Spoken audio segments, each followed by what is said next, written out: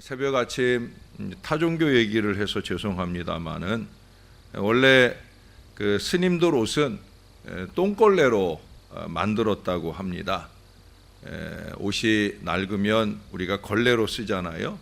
걸레로 만들어 쓰다가 제일 마지막에 쓸 수 없을 만큼 낡아지게 되면 이게 똥걸레로 쓰는 거예요.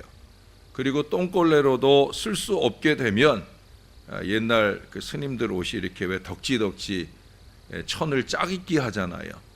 바로 그 천들이 그 똥걸레로도 못 쓸 천들을 그렇게 짜깁기 해가지고 스님들 옷을 만들어 입었다는 거예요.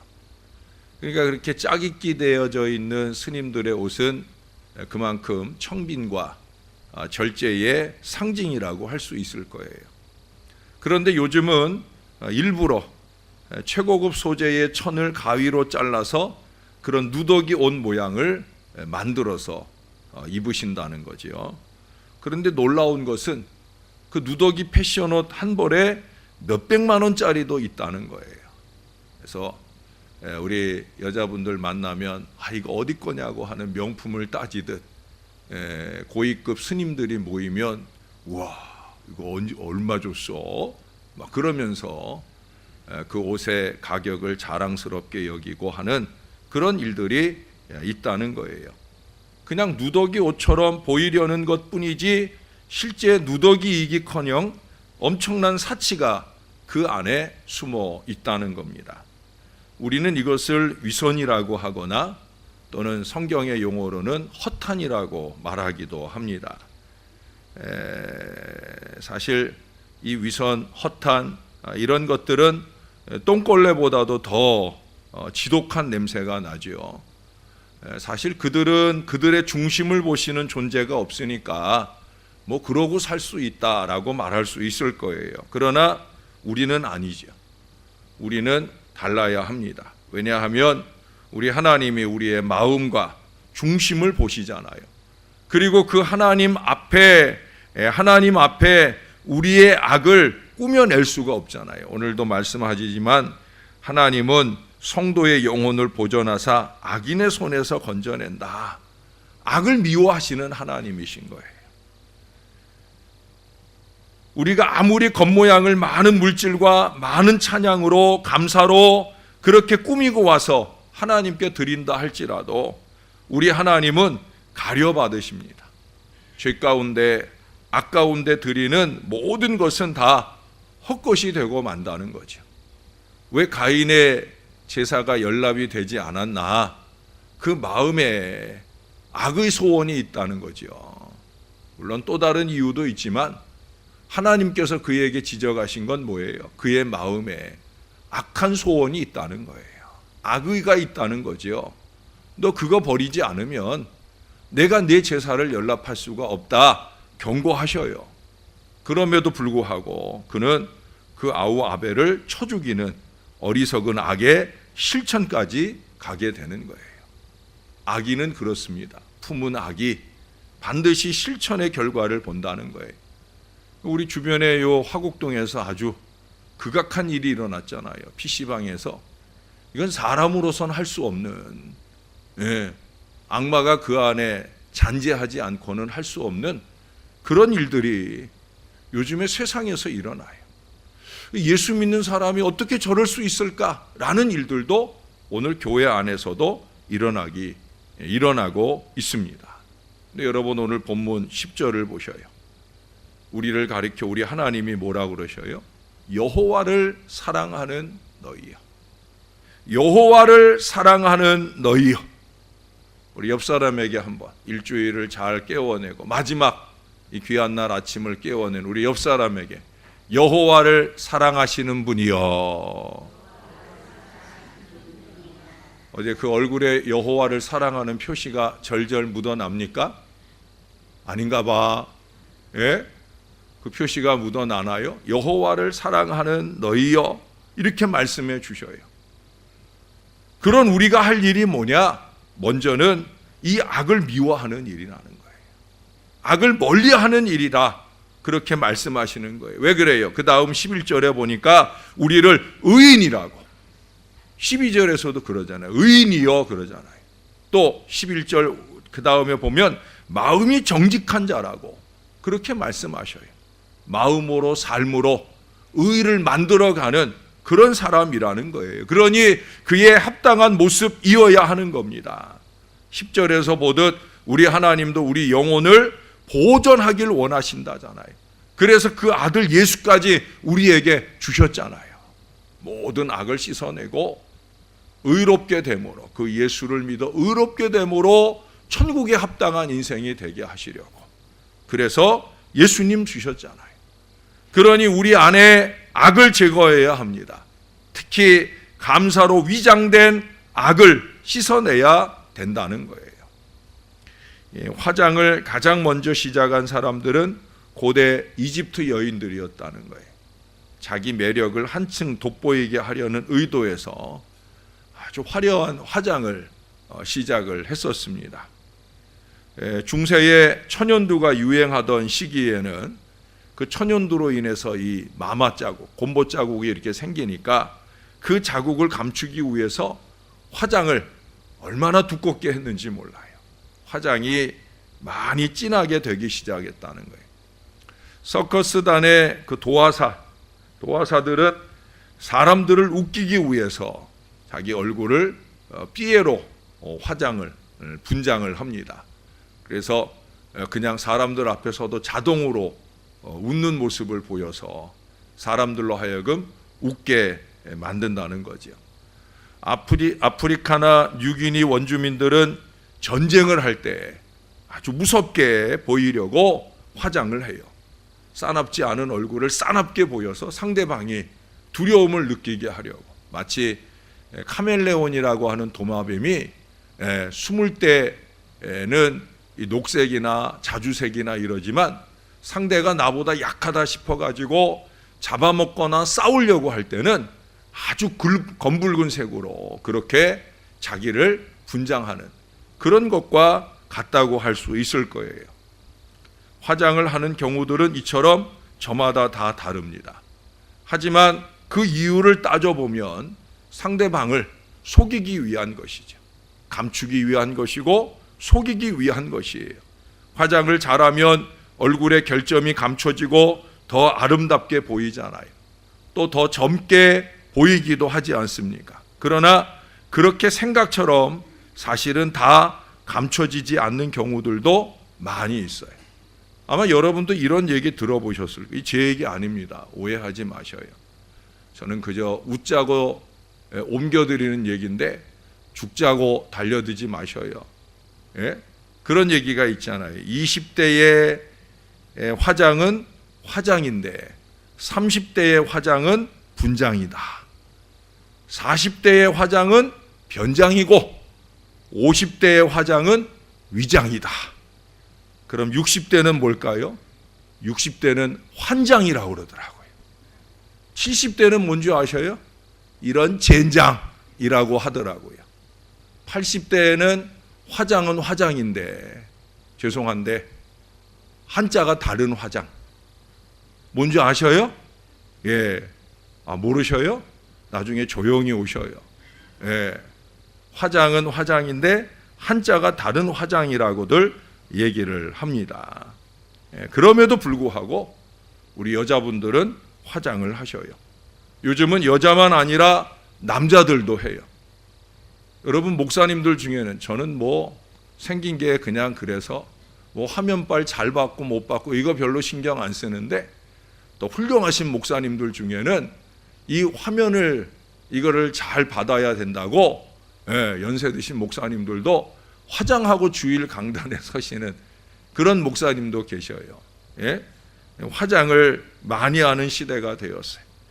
얼굴에 찌러 바르는 이처럼 우리가 얼굴에 찍어 바르는 것 말고도 사람들은 여러 가지 모양으로 화장을 합니다. 학벌이라는 모양으로 가문, 지역, 돈, 명예 여러 가지 다양한 화장의 도구들을 사용하고 있어요. 그것으로 자기의 본성을 가리고 남 앞에서 좀 더 멋진 사람으로 내보이고자 합니다. 그러나 여러분, 우리의 얼굴에서 화장이 지워질 때 그 추한 모습들이 하나씩 드러나게 되잖아요. 지워진 자국마다에서 지워진 자국마다에서 차츰 드러나는 본래의 얼굴이 화장할 때처럼 곱기는 어려울 겁니다. 그래서 여자분들 중에는 자기는 새벽 제단에 죽어도 못 나온다는 거예요.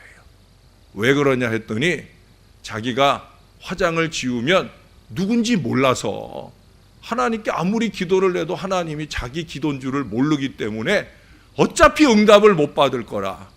그래서 새벽에 못 나온다. 뭐 이런 이유 아닌 이유를 들러대는 그런 분들도 있다고 그래요. 여러분, 우리가 이 세상에 살면서 얼마든지 화장하시며 살 수 있어요. 아름답게 꾸미는 것 좋은 겁니다. 그러나 잘못된 화장은 언젠가 지워지게 마련입니다. 여자분들이 얼굴 화장하는 걸 제가 얘기하는 게 아니에요. 삶을 가장하고 사는 것, 그 마음 안에 가득한 악을 감추고 사는 것.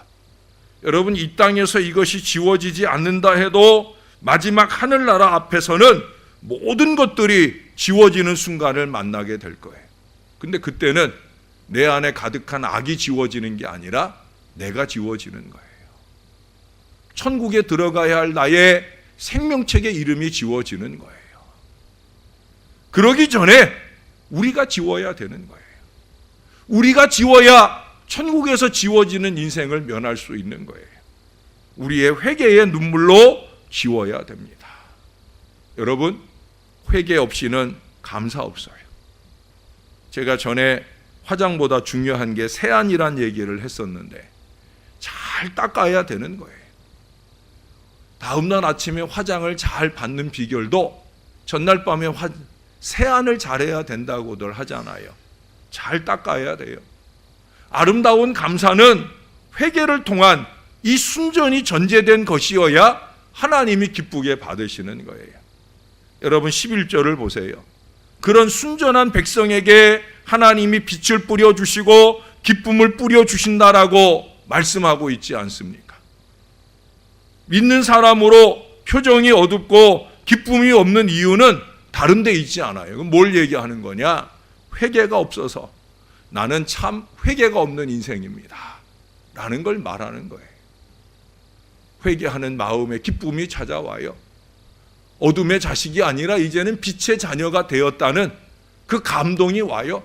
그 강물 같은 은혜가 밀려올 때 나의 어두웠던 얼굴, 굳어졌던 얼굴에 기쁨이 찾아올 뿐만 아니라 그 은혜를 주신 하나님 앞에 감사하게 되는 거예요.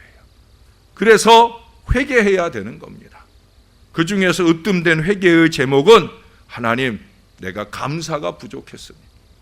감사가 부족한 삶, 감사가 없는 삶을 회개할 수 있어야 된다는 거예요. 은혜를 깨달음도 부족하고 은혜를 지켜냄도 부족하고 그래서 감사가 부족한 그 어리석음을 회개해야 되는 거예요.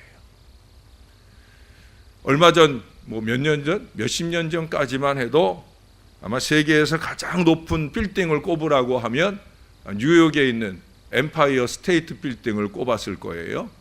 지금은 이 빌딩보다 더 많은 빌딩들이 전 세계에 산재해요. 우리나라에도 저 제2 롯데월드 같은 경우가 123층이래잖아요. 근데 이 뉴욕에 있는 엠파이어 스테이트 빌딩이 몇 층인지 아셔요? 102층입니다. 여러분, 왜 102층인 줄 아십니까? 그 102층은 다른 이유가 아니에요.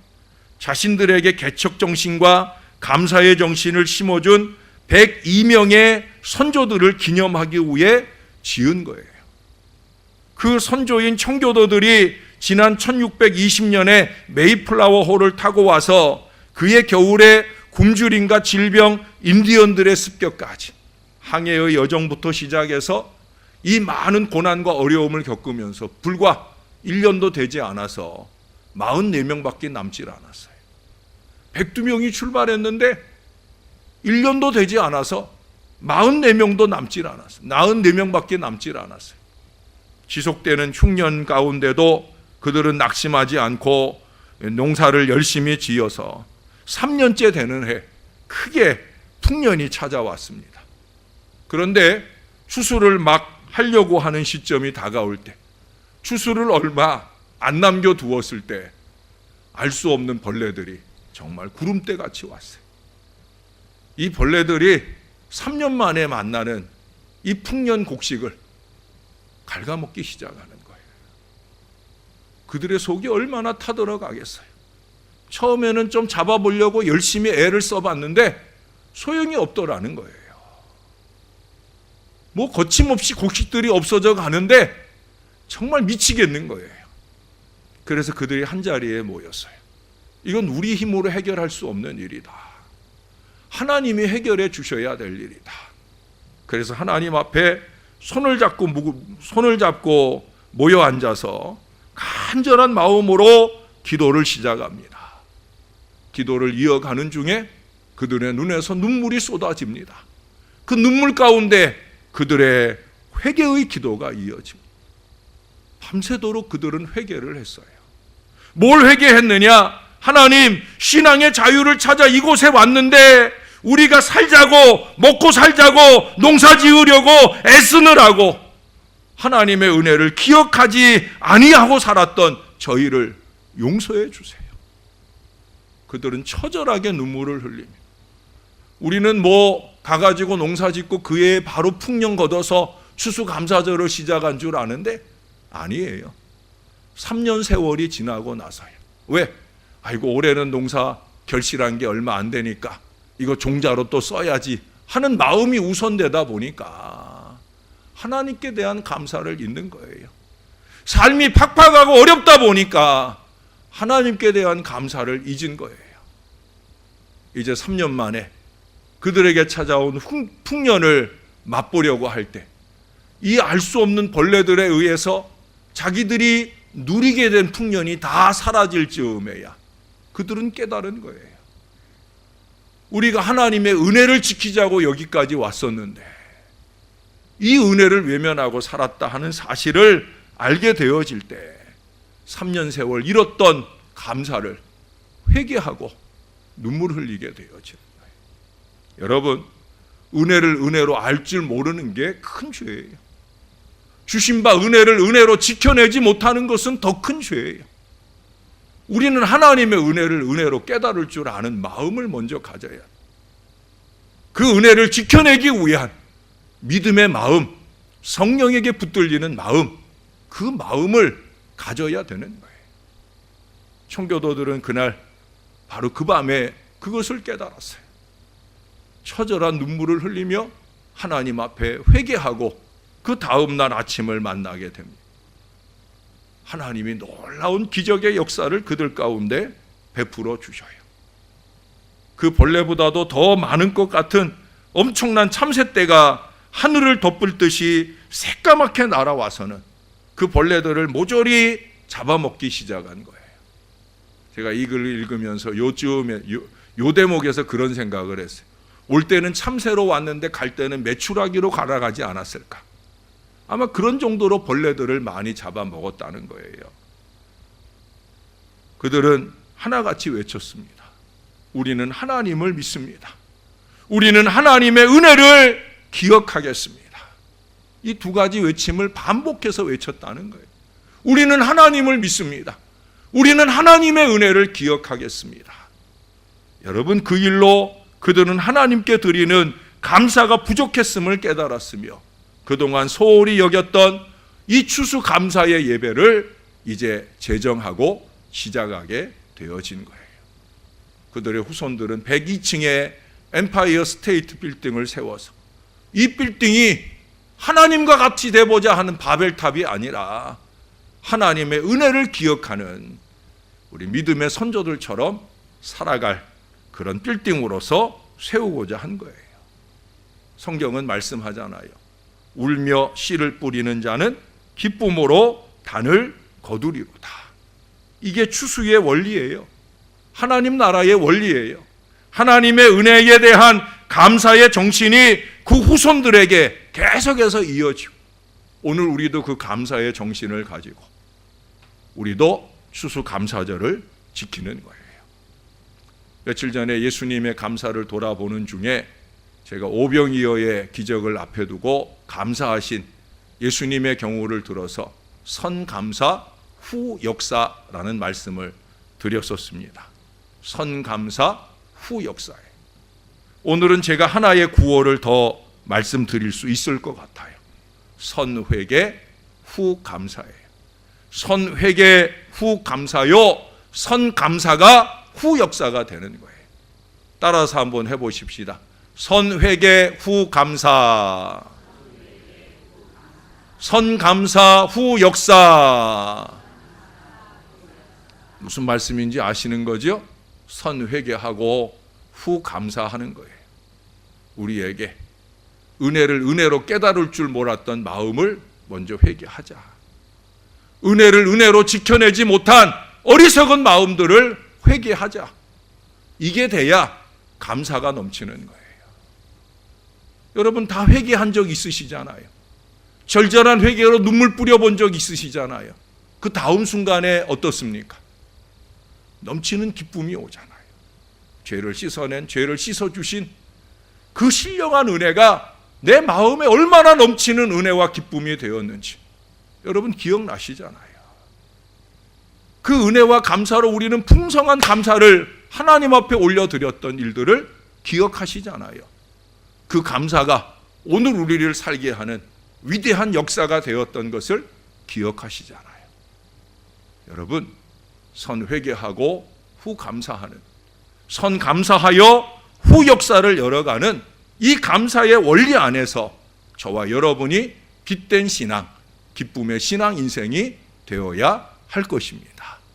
더욱더 많은 회개, 더욱더 많은 감사로 통해서 이 기쁨의 신앙 인생을 아름답게 살아가는 저와 여러분 될 수 있기를 우리 구주 예수님의 이름으로 간절히 축원합니다. 기도하겠습니다. 우리 다 같이 한 마음 한 목소리로 죄를 간직한 채 모양과 신용으로 감사를 가장해 왔던 죄를 회개하십시다. 특별히 은혜를 은혜로 받을 줄도 모르고 또 주신 바 은혜를 지켜낼 줄은 더더욱 몰랐던 어리석은 죄악들을 회개하십시다. 받은 은혜를 한 시간도 못 돼서 깨버리고 한 달도 못 돼서 무너뜨려 버린 어리석음들을 회개하십시다. 성결한 주의 백성으로 감사의 은혜를 항상 누리는, 무엇보다 감사하는 신앙을 열심으로 살아가는 건강한 믿음의 백성이 되게 해달라고, 우리 안에서 불평이나 원망보다 감사와 감격이 충만한 기쁜 신앙생활 되게 해달라고 우리 주님 앞에 간절한 마음으로 기도하는 복된 아침이 되기를 바랍니다. 다 같이 기도하겠습니다. 하나님 아버지, 참 감사합니다. 주님의 은혜를 기억해낼 수만 있으면 감사가 넘치지 아니할 수 없다는 걸 다시금 깨달아 압니다. 이미 오래전에 우리가 체험했던 일인데 내 안에 회개가 넘치고 회개의 절절한 눈물이 넘치고 그로 인하여 감격적인 은혜가 내 안에 찾아올 때 내 안에 기쁨의 빛이 임하고 내 안에 우리 하나님을 향한 감사가 입술로부터 물질로까지 넘치는 감사로 하나님께 영광을 올려드렸던 때가 있는데, 하나님 오늘 우리에게 감사가 결핍되어져 가는 이유를 알게 하여 주옵소서. 감사만 아니라 기쁜 낯빛이 결핍되어져 가는 이유를 알게 하여 주옵소서. 우리는 그 이유를 다른 사람들에게서 찾으려 합니다. 나와 함께 사는 사람, 나와 함께 신앙하는 사람들에게서 그 이유를 찾느라고 혈안이 되어져 있습니다. 오늘 말씀을 보니 그 이유는 나에게 있었음을, 회개하지 않는 나에게 있었음을, 회개의 눈물로 통하여 내 안에 가득한 악의와 악독의 죄악들을 씻어내지 못한 나에게 있었음을 새삼 깨닫게 되어집니다. 아버지 하나님, 은혜를 좀 주시옵소서. 저와 이 사랑하는 주의 자녀들에게 강물 같은 주의 은혜를 주시옵소서. 그 은혜를 깨달을 믿음 마음을 주시고 은혜를 은혜로 지켜갈 마음을 주시고 은혜로 인하여 감사하는 마음이 더 풍성한 역사를 주 앞에 이루게 도와 주시옵소서. 오늘도 우리 김금옥 권사님 감사의 예물을 주님 앞에 올려드리나이다. 한 주간 비전 씨앗의 예물로 날마다 감사의 아침을 깨우고 이제 마지막 날 하늘의 은혜를 감사하며 이 예물을 올려드립니다. 여종의 깊은 기도의 마음, 여종의 절절한 눈물의 기도를 주님이 아십니다. 부족한 종도 아는 기도의 제목 주님이 아십니다. 주님이 역사하셔서 큰 응답과 축복을 반드시 누리도록 여종의 기도가 능력 기도가 되어서 응답받는 역사를 반드시 이룰 수 있도록 우리 하나님이 도와주시옵소서. 여러 모양의 비전 씨앗의 예물로 한 주간을 깨워낸 이 사랑하는 주의 자녀들도 적어낸 기도의 제목들마다 응답과 역사를 풍성히 누리는 믿음의 손길들 다 되게 은혜를 베풀어 주옵소서. 아버지 하나님, 추수감사절 내일을 맞기 전에 오늘 하루 한 해 동안의 감사의 일들을 절절히 꼽아보며 그에 합당한 예물을 정성껏 준비하고 내일 거룩한 예배에 임하는 저와의 모든 자녀들 되도록 은혜 베풀어 주시옵소서. 감사합니다. 참 감사합니다. 지금은 감사의 유일 이유가 되어주시고 감사의 온전한 모범이 되어주신 우리의 구주 예수 그리스도의 은혜와 그 아들 예수를 생각만 해도 눈물과 감사가 쏟아 나올 수밖에 없는 그 주의 백성들을 하나님을 사랑하는 자들이라고, 의인이라고, 마음이 정직한 자들이라고 불러주시며 격려해 주시는 우리 아버지 하나님의 사랑하심과 성령의 교통하시고 위로하시고 감동하심이 오늘 주 앞에 머리를 숙이고 회개 없으면 감사 없는 이 절절한 진리 앞에서 내가 더 많은 회개 속에 감사하고 더 많은 감사 속에 역사를 열어가는 기쁜 신앙 인생이 되기를 소원하며 돌아가는 사랑하는 주의 모든 백성들 머리 위에 저들의 가정과 일터와 우리 신월 제일교회 위에 이제로부터 영원토록 함께 하시기를 간절히 축원하옵나이다. 아멘.